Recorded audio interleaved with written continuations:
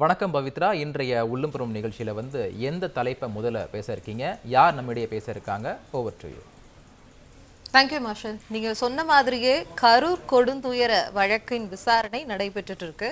இந்த சமயத்துல தான் முதல்வர் விஜய் அவர்கள் கரூருக்கு பயணம் மேற்கொள்கிறார். அந்த பயணம் எப்படி இருக்குன்னா, மக்கள் சந்திப்பு நிகழ்ச்சியாக இருக்கிறது, அரசு நிகழ்ச்சியாகவும் இருக்கிறது. கரூர் கொடுந்துயரம் கடந்த ஆண்டு செப்டம்பர் 27ஆம் தேதி எப்பேற்பட்ட ஒரு பெரிய தமிழ்நாட்டை உலுக்கியது. குறிப்பாக இந்தியாவில் இருக்கக்கூடிய அனைவரும் பதற்றப்படக்கூடிய ஒரு சூழ்நிலையை உருவாக்கிய ஒரு நிகழ்வு. அப்படிப்பட்ட நிகழ்வுக்கு தொடர்ந்து என்னென்னலாம் நடந்திருக்குன்னா, ஒரு ஓய்வு பெற்ற எஸ்சி சுப்ரீம் கோர்ட்டுடைய நீதிபதியாக இருக்கக்கூடிய அஜய் ரஸ்தோகி தலைமையில் அவருடைய கண்காணிப்பில் சிபிஐ விசாரணை போயிட்டு இருக்கு. இப்படி வழக்கின் விசாரணை போயிட்டு இருக்கும் போதுதான் சில நாட்களுக்கு முன்பாக மாண்புமிகு அமைச்சர் ஆதவ் அர்ஜுனா அவர்கள் என்ன சொல்லியிருக்காருன்னா, ஒரு பொது மேடையில் பேசும்போதே நிறைய வார்த்தைகள், கரூர் வழக்குக்கு கணக்கு தீர்க்க வேண்டியது இருக்கு அப்படின்ற நிறைய வார்த்தைகளை பேசியிருக்கார். வழக்கின் விசாரணை இருக்கும்போது அமைச்சர் பேசினது எவ்வளவு ஒரு கேள்விக்குறி சர்ச்சையை ஏற்படுத்தியதோ அதே போலத்தான் முதல்வர் விஜய் அவர்களின் கரூர் பயணமும் பார்க்கப்படுது. இதை குறித்து நம்ம கூட ரொம்ப விரிவா பேசுறதுக்காக அரசியல் விமர்சகராக இருக்கக்கூடிய ஸ்ரீ வி கண்ணன் அவர்கள் நிற்கிறார். வணக்கம் சார். வணக்கம். வணக்கம் சார், நீங்க லைன்ல தான் இருக்கீங்க. சொல்லுங்க. ஸ்ட்ரைட்டா क्वेश्चनக்கே நான் வந்துடுறேன். என்னன்னா, இப்போ கரூருக்கு முதல்வர் விஜய் ஒரு பயணம் செல்கிறார். அந்த பயணம் எப்படி இருக்கிறது அப்படின்னு பார்த்தா, மக்கள் சந்திப்பு நிகழ்ச்சியாக இருக்கிறது. அதை தாண்டி ஒரு அரசு நிகழ்ச்சியாகவும் இருக்குது. இதற்கு முன்னதாக கரூர் மக்களை நேரடியாக போய் சந்திக்கல. கரூர் சம்பவத்தில் பாதிக்கப்பட்ட 41 பேரின் குடும்பத்தை நேரடியாக இவர் போய் சந்திக்காமல் அவர்களை சென்னை வரவழைத்து பார்த்தார். இதை தாண்டி பார்க்கணும் அப்படின்னா, இப்போ போய் இடைத்தேர்தல் நடக்க வாய்ப்பு இருக்கும்போது இந்த மாதிரியான பயணங்கள், அரசு நிகழ்ச்சிகள், மக்கள் சந்திப்பு நிகழ்ச்சியை நம்ம எப்படி பார்க்கிறது? முழுக்க இது அரசியல் உள்நோக்கம் கொண்டது. இது பாவத்துக்கான பரிகாரம் தேடி செல்கிறார் முதல்வர் என்றுதான் எடுத்துக்கொள்ளணும். கடந்த ஆண்டு செப்டம்பர் மாதம் 27ஆம் தேதி இந்த சம்பவம் நடக்கும். இந்த சம்பவத்துக்கு காலையில 8:30 மணி 9 மணிக்கு ஒரு ட்வீட் போடுறாங்க. அப்புறம் ஆனந்த் 12 மணிக்கு தலைவர் வந்துருவாரு, உங்களை சந்திச்சுவாருன்னு ஒரு ட்வீட் போடுறாங்க. காலையில இருந்து அந்த மக்களை ஒரு மாதிரி படபடப்புலையும் துடிதுடிப்புலையும் வச்சிருக்கிறாங்க. 7 மணி 7:30க்கு மேல தலைவர் வர்றார். வரும்போதே அந்த வேலுச்சாமிபுரத்துக்கு பக்கத்திலேயே உள்ள நுழையதுக்கு முன்னாடியே மக்கள் கூட்டம் அதிகமா இருக்கு, உங்க கூட கூட்டம் அதிகமா ஆட்கள் வர்றாங்க, ரெண்டும் சேர்ந்து உள்ள போச்சுன்னா இடம் நெருக்கடி ஏற்படும், அதனால அசால்ட் நிகழலாம் அப்படிங்கிறத காவல்துறை டிஎஸ்பியும் காவல்துறை சார்ந்த அதிகாரிகளும் சொன்னதா பதிவு செய்யப்பட்டிருக்கு, சொல்லியிருக்காங்க.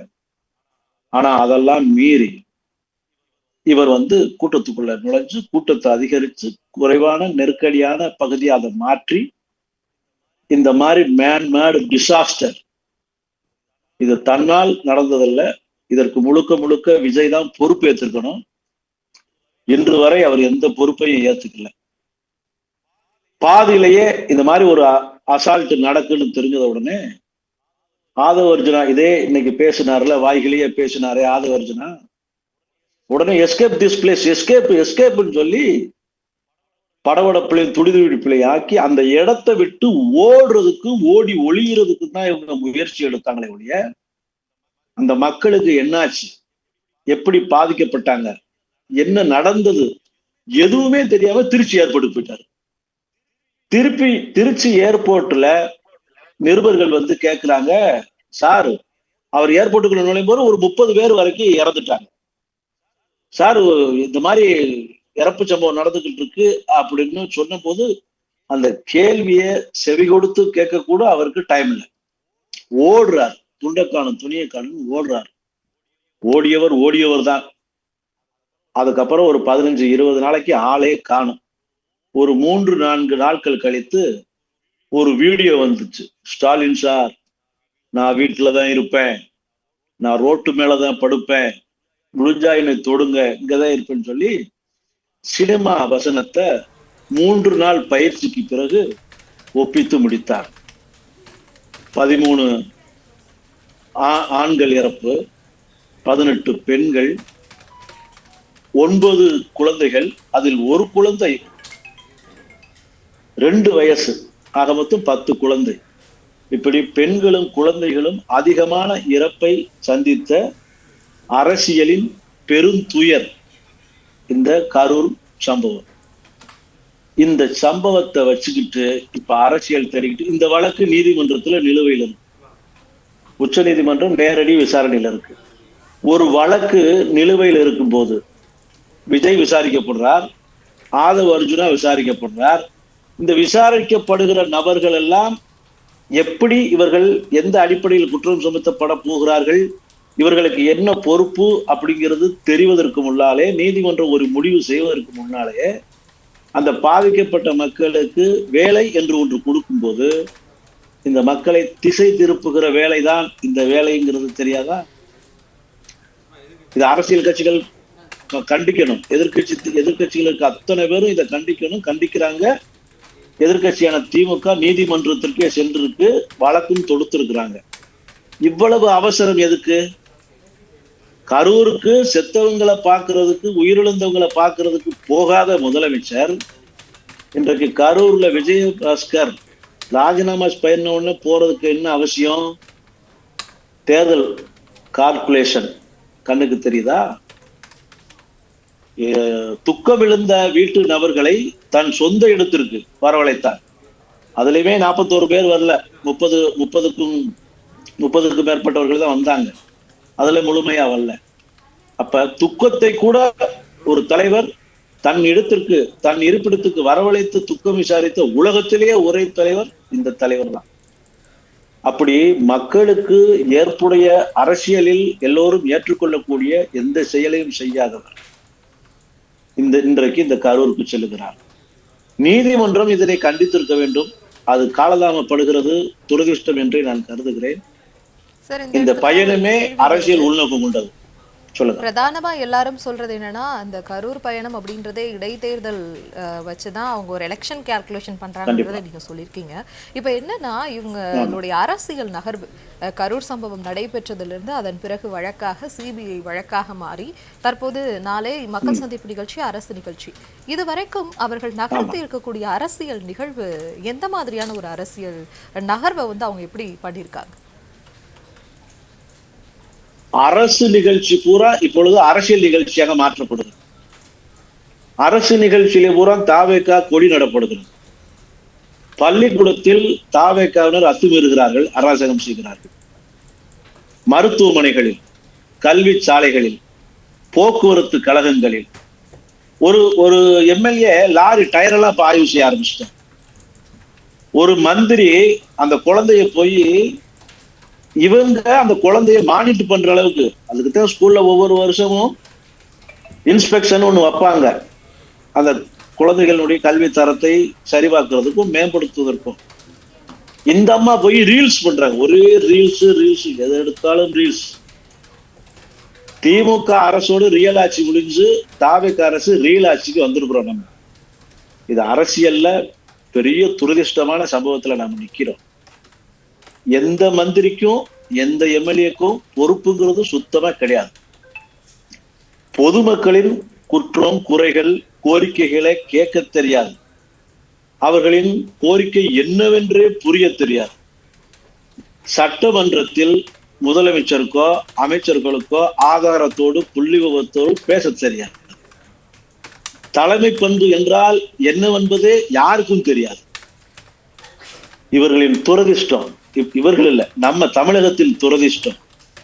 இவர்கள் தலைமையில் தான் இருக்க வேண்டும் என்பது பெரும் கஷ்டம். இந்த துக்கமும் துயரமும் பெரிய கஷ்டம் தான், பயங்கரமான கொடுமை நோக்கி. சொல்லுங்க. அதான் இவர்களுடைய செயல்பாடு ஒவ்வொன்றும் பார்க்கும்போது துக்கத்திலையும் துயரத்திலையும் நம்ம ஆழ்த்துகிறது. இப்ப பாருங்க, டெல்லி சிறப்பு பிரதிநிதினு ஒருத்தரை நியமிச்சாங்கல்ல இந்த ஆட்சியில. அந்த டெல்லி சிறப்பு பிரதிநிதி கர்நாடகத்தை பூர்வீகம் கொண்டவர், ஆந்திராவில் தொழில் செய்கிறவர், தாய்மொழிய தமிழா கொள்ளாதவர். அவருக்கும் தமிழுக்கும் சம்பந்தமே கிடையாது. ஆனா அவர் தான் நம்ம தமிழகத்துக்கான சிறப்பு பிரதிநிதி. இது சிறுபிள்ளைத்தனத்தின் உச்சம், சினிமாத்தனத்தின் எச்சம். இன்னமும் இவங்க சினிமாத்தனத்தை தான் நோக்கி பயணிச்சுக்கிறாங்க. இவர் போய் டெல்லியில சிறப்பு பிரதிநிதியா உட்கார்ந்து தமிழகத்தின் நலன்களை எப்படி பேணி பாதுகாப்பார்? தமிழக அரசிற்கும் மத்திய அரசிற்கும் பாலமாக இருந்து செயல்படுத்த வேண்டிய பொறுப்பு அது. அந்த பொறுப்பில் கர்நாடக மாநிலத்தைச் சேர்ந்த ஒரு நபர் அமர்ந்திருக்கிறார் என்றால் காவிரி பிரச்சனை என்னாகும்? கர்நாடகத்துக்கும் தமிழகத்துக்கும் உள்ளான உரிமை பிரச்சனை என்னாகும்? இவர்தான் முக்கியமான விவாதங்களில் பங்கெடுப்பார். என்னென்ன நடந்திருக்கிறது என்ற ரகசிய காப்பு பிரமாணம் எல்லாம் கேள்விக்குறி ஆகிவிடாதா? இப்படி ஒரு அரசை இதுவரை நான் தமிழகத்தில் சந்தித்ததே இல்லை. இப்படி இது அரசியலில், இது கரூர் சம்பவம் மட்டும் பெருந்துயர் இல்லை, இது அரசியல்ல பெருந்துயர், அரசியல் பேரிடர் என்றுதான் நான் பார்க்கிறேன். ஒரு அரசியல் பேரிடர் தான் இந்த கரூர் சம்பவம் அப்படின்றத நீங்க சொல்லியிருக்கீங்க. இப்ப என்னன்னா, கரூர் சம்பவம் நடந்திருக்கு, அங்க நிகழ்ச்சிக்கு இவர் போறாரு. இப்ப இருக்கக்கூடிய மற்ற இடங்கள்ல முதல்வர் நாளை ரோட் ஷோ போறாரு, அதை தாண்டி மக்கள் சந்திப்பு நிகழ்ச்சி இருக்கு, அரசு நிகழ்ச்சி, இதெல்லாம் பார்க்கும்போது யாரையோ ஒட்டி அதை அப்படியே காப்பி பண்ற மாதிரி இல்லையா? யாருன்னு எதுக்கு நீங்க சுத்தி வளைச்சு பேசுறீங்க? நம்ம பெரியஜி டெல்லிஜி அவரை சொல்றீங்க. காப்பி பேஸ்ட் மட்டும் இல்ல, இவர் படமே காப்பி பேஸ்ட் படம் தான். இவர் எந்த படத்திலையும் ரியலான கதையில ரியலான கதாநாயகன் நடிச்சதே இல்லை. எல்லா கதையும் காப்பி கதை தான், விலை கொடுத்து வாங்கி இவர் பார்த்து நடித்து பழக்கப்பட்டவர். பேசுனா கூட எழுதி கொடுத்து 3 நாள் முயற்சிக்கும் பயிற்சிக்கும் பிறகுதான் இவர் பேசுவார். நீங்க பேப்பரை பிடிக்கிட்டீங்கன்னா இவர் பேசவே மாட்டார். இவர்கள் அமைச்சரவை எல்லாம் பாருங்களேன், சிஎம் மட்டும் காப்பி பேஸ்ட் கிடையாது. இவர்கள் அமைச்சரவை பாருங்க, ஒருத்தர் விளையாட்டு மைதானத்துல பொடி கசக்கிறவர், கேட்டா மாத்திரை முணுக்கணும் பாரு. எந்த ஊர்ல மாத்திரைய கிரெடிட் கார்டுலயும் டெபிட் கார்டுலயும் முணுக்குறாங்கன்னு எனக்கு தெரியல. முணுக்கி பார்த்தவங்க பூரா முணுக்க முடியாது அப்படின்னு சொல்லிட்டாங்க. அதுவும் கை குழந்தைக்கு 2 வயசு வரைக்கும் குழந்தைக்கு சிறப்பு தான் டாக்டர் கொடுக்கணும்னு சொல்லுவாங்க, மாத்திரை மருந்து கொடுக்க மாட்டாங்க. அப்படி முணுக்குறவர், குழந்தை கஷ்டப்படும் போது முணுக்குறவர், அவ்வளவு சந்தோஷத்துல 500 ரூபாய் நோட்டை பக்கத்துல வச்சுக்கிட்டு முணுக்க வேண்டிய தேவையும் இல்லை. அப்ப இப்படி ஒரு பொடி நுணுக்குற ஒரு அமைச்சர், பொடி வைத்தே பேசுகிற ஒரு அமைச்சர், போதையில ஆடுற எம்எல்ஏ, போதையிலேயே ஓடுற கட்சிக்காரங்க, ஆடுகாலிகளும் ஓடுகாலிகளும் மாண்புமிகுகளாக மாறிவிட்டாங்க. இந்த நாடு எப்படி போகும், என்ன மாதிரி ஆகும்? நாடும் நாட்டு மக்களும் நாசமாய் போய்விட மாட்டார்களா? அப்படிங்கிற சிந்தனையை நோக்கித்தான் இவர்கள் பயணிக்கிறாங்க. தமிழகம் எப்பொழுதுமே முன்னிலை நோக்கி, முதல்நிலை நோக்கி வளர்ந்த மாநிலமா, வளர்ச்சி அடைந்த மாநிலமா சென்றுகிட்டு இருந்துச்சு. இந்த தாவே காட்சியினால ஏற்கனவே தொழில்துறை 40,000 கோடிக்கு மேலான தொழில்துறை முதலீடுகள் ஆந்திராவுக்கு போயிருச்சு. பல தொழில்கள், வர வேண்டிய தொழில்கள், நிறுவ வேண்டிய பணிகள் நிறுத்தி வைக்கப்பட்டுருச்சு. சரியா வேலை நடக்கல. இப்பயே 2 மாதத்திலேயே தமிழகத்தினுடைய நிர்வாகம் சீர்கெடுகிறது, சட்டம் ஒழுங்கு சந்தி சிரிக்கிறது. எங்கு பார்த்தாலும் கொலை, கொள்ளை, பாலியல் பலாத்காரம் இதெல்லாம் நடக்குது. இதை எதை பத்தியுமே இந்த முதலமைச்சர் பேச மாட்டேக்காருங்க, எதை பத்தியுமே வாய் தர மாட்டேக்காரு.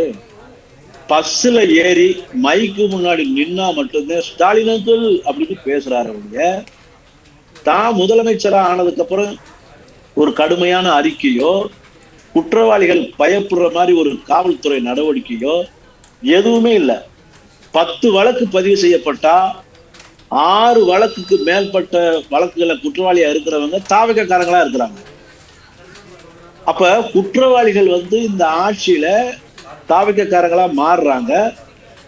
இல்ல நம்ம ஆட்சி வந்துருச்சுன்னு சொல்லி தான் தோன்றித்தனமா நடக்கிறாங்க. அப்படிதான் நம்ம புரிந்து கொள்ள வேண்டியது.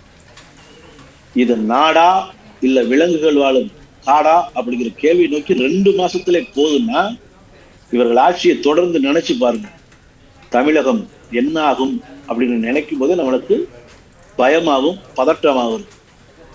ஒரு வளர்ச்சியடைந்த தமிழ்நாடு அப்படின்ற ஒரு இடத்துல இருந்த தமிழ்நாடு தற்போது இவர்கள் ஆட்சிக்கு புதிய அரசு அமைந்து வெறும் 2 மாதங்களில் இப்பேற்பட்ட ஒரு நிலைக்கு தள்ளியிருக்காங்க.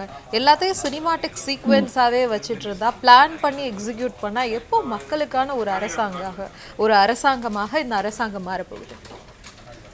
இப்ப பாருங்க, 1995 இருந்து 2000 வரைக்கும் கேரளா சினிமாவுல ஒரு கவர்ச்சி படம் பெரிய ஆதிக்கத்தில் செலுத்துச்சு. பேரும் புகழும் பெற்று நடிப்பு ஜாம்பவான்கள் இருந்த மோகன்லால் மம்முட்டி படங்கள் கூட பின்னுக்கு தள்ளப்பட்டு அங்கு கவர்ச்சி முன்னிலைப்படுத்தப்பட்டது. ஜாம்பவான் நடிகர்களே ஜாம்பவான் படங்களே பின்னுக்கு தள்ளப்பட்டு கேள்விக்குறியாக்கப்பட்டுச்சு. அது 95-2000 காலகட்டம் கவர்ச்சி படம். இப்ப 2026ல கவர்ச்சி அரசியல். ஜாம்பவான் கட்சிகளான அதிமுகவும் திமுகவும் பின்னுக்கு தள்ளப்பட்டு கவர்ச்சி கட்சியான தாவேக முன்னிலைப்படுத்தப்பட்டது. இந்த கட்சியில கொள்கையோ கோட்பாடோ தமிழகத்திற்கான எதிர்காலத்திற்கான சிறப்பு சிந்தனையோ வலுவான திட்டங்களோ தெளிவான திட்டமிடல்களோ அரசு நடவடிக்கைகள் ஆளுமையோ ஏதாவது இருக்கா? ஒண்ணுமே இல்லை. எப்படி கேரளா சினிமாவை கவர்ச்சி படம் வீழ்த்தியதோ அதுபோல் தமிழக அரசியலை இன்றைக்கு கவர்ச்சி அரசியல் வீழ்த்தி இருக்கிறது. இந்த கவர்ச்சி அரசியல் எப்படி அந்த கவர்ச்சி படம் கண்ணுக்கு தெரியாம காணாமல் போனதோ இந்த கவர்ச்சி அரசியலும் கூடிய விரைவில் காணாம போகணும், போக்கடிக்கப்படணும், மக்கள் வெளிப்படையணும் அப்படிங்கிறத கலைஞர் டிவி வாயிலாக நான் கேட்டுக்கிறேன்.